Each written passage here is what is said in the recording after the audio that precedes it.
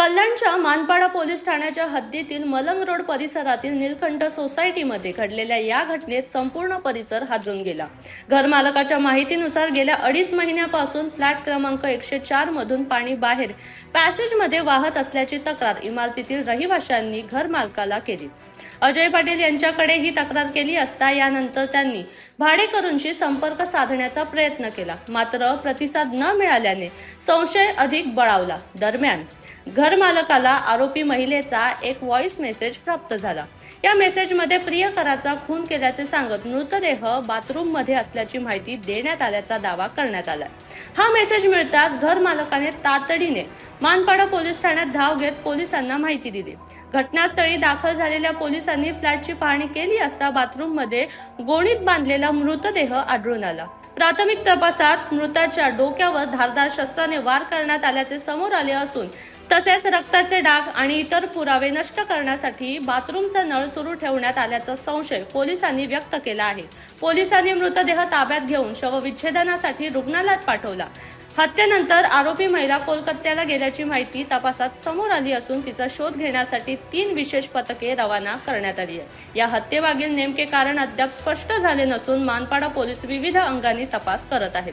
प्रेम संबंध, वैयक्तिक वाद की अन्य कोणते कारण याचा शोध पोलीस घेत असून या थरारक हत्याकांडामुळे कल्याण परिसरात एकच खळबळ उडाली। या ठिकाणी जिथं आपण या ठिकाणी स्पॉटवर उभा आहोत त्या ठिकाणी एक पहिल्या माळ्यावर एका रूममध्ये हसीबा अहमदुल्ला इस्लाम नावाच्या महिलेने तिच्या प्रियकराची हत्या केलेली आहे। 5-6 दिवस झालेले आहे घटनेला। बिल्डिंगमधील लोकांना घाण वास येत असल्याने त्यांनी पोलिसांना इन्फॉर्म केलं आणि त्यानंतर ती काही डेड बॉडी पुरुषाची ती गुन्ह्यामध्ये आढळून आलेली आहे। पोस्टमॉर्टम करण्यात आलेलं आहे आणि त्या आरोपीचा शोध चालू आहे। तुकडे वगैरे केलेले सांगितले जातात आणि दुसरी गोष्ट घर मालकाला देखील तुम्ही व्हॉइस रेकॉर्डिंग करून सांगितलेलं की आम्ही असं बरोबर, तिने त्यांच्या घरमालकांना व्हॉइस रेकॉर्ड पाठवलेला आहे की माझ्याकडून असा गोष्ट कृत्य झालेलं आहे आणि तिने सांगितल्यामुळे घरमालकांनी येऊन घरी बघितलं असता घरातल्या बाथरूममध्ये गोणीमध्ये मृतदेह मिळून आलेला आहे आणि तो आता उत्तरीय तपासणीसाठी पाठवलेला आहे। पोस्टमॉर्टम झालेला आहे। एक इस्लाम होता, एक हमीदुल्ला इस्लाम माझ्याकडे 2023 ते 24 राहायला आलता। पहिले त्याचे ॲग्रीमेंट होते माझ्याकडे। नंतर त्याचं काम थोडा थंड झाला तो गावाला गेला निघे। तर 2026 मला फोन आला, दादा मला रूम पाहिजे रात्री।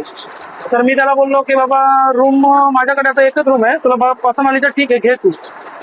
तर त्याला बोललो सकाळी तो आला, सकाळी त्याला रूम दाखवली तर तो बोलतो दादा ये रूम बराबर नहीं है, तो मेरे पास बड़ा यही रूम है, तो रात को किधर जाओ अभी दिन में। तो मग मी त्याला ती रूम दिली, त्याला बोललो, तो मला बोलला का दादा दुसरी रूम खाली झाली तर मला तिकडे शिफ्ट कर बॅल्कनीवाला रूम। तो बरं ठीक आहे चालेल, बॅल्कनीवाला रूम तुला शिफ्ट करतो। तर बॅल्कनीवाला रूमचं माझ्याकडे नव्हता अवेलेबल। 2 महिन्यात त्याला बोललो 2-2.5 महिन्यात तुला करतो शिफ्ट। तो बोलतो दादा ठीक आहे चालेल। आणि मग मी पण काय लक्ष नाही दिलं, त्याला बोललो तेव्हाच बनवू आपण ॲग्रीमेंट। तर मग असं करताना मग तो कामाला जायला लागला तिकडे पुण्याला, ते वाईफ होती। अशा करून 2-2.5 महिने निघून गेले। तर 4 दिवसापूर्वी मला सोसायटीवरून फोन यायला की रूमच्या बाहेर पाणी येतं। तर मी त्याला फोन केलेला की आपके घर से पाणी आ रहा है, आपके वाईफ को बोलो बंद करने के लिए।